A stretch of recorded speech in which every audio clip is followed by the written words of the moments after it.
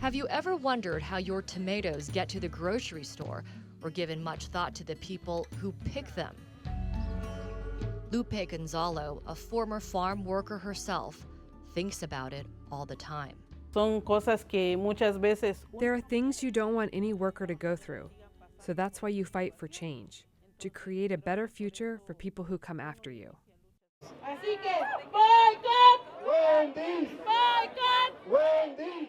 Lupe now works for the Coalition of Immokalee Workers, or CIW, a grassroots anti-trafficking organization that advocates for farm worker rights and fights against forced labor in agriculture.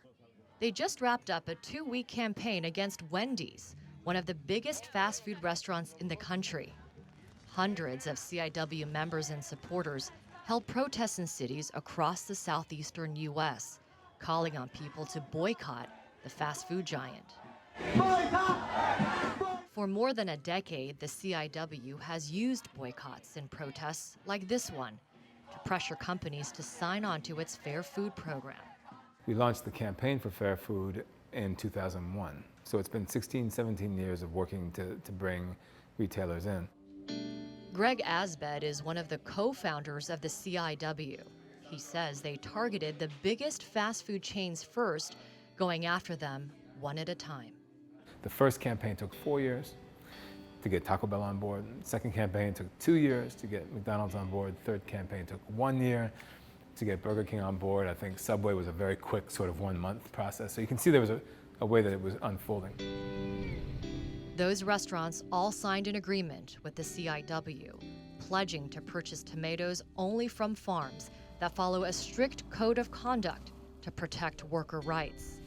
They also agreed to pay a penny more per pound of tomatoes, money that goes directly to the low-wage farm workers as a line item bonus, in some cases doubling their paychecks. For us, we know it's the right thing to do, and honestly, the impact on cost is nominal.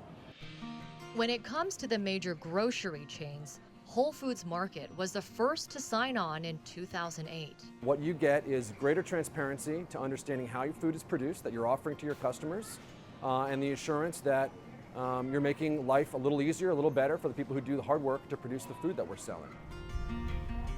The Fair Food program includes mandatory worker training for all farm workers, a hotline so workers can report violations, and regular audits of the farms by an independent third party. Florida produces 90% of all tomatoes in the U.S., and today nearly every tomato farm in the state has joined the Fair Food program. The CIW's goal now is to add to its list of buyers. A major success came in 2014 when Walmart signed the agreement. Greg Asbed struggles to understand why fast food giant Wendy's refuses to join. There's no justification. It is inexplicable at this point. The program is proven. Wendy's says it doesn't participate because it doesn't believe that it should, quote, pay another company's employees, just as we do not pay factory workers, truck drivers, or maintenance personnel. In March, Wendy's announced an expansion to its own code of conduct by adding additional safeguards and requiring third-party reviews related to the human rights and labor practices of certain produce suppliers. Wendy's would not provide an on-camera interview, but in an email wrote, "We do not believe that joining the Fair Food program is the only way to act responsibly." I guess I wouldn't agree with that. It's not the only way to claim social responsibility, but it is the only way to ensure it. CIW members say they are frustrated but not deterred. They insist on calling Wendy's a future partner. que tarde o temprano Wendy's va a firmar. Sooner or later, Wendy's will come to the table and will sign the Fair Food Agreement. And then we will all be on the same side, all fighting for justice together. Amara Walker, CNN.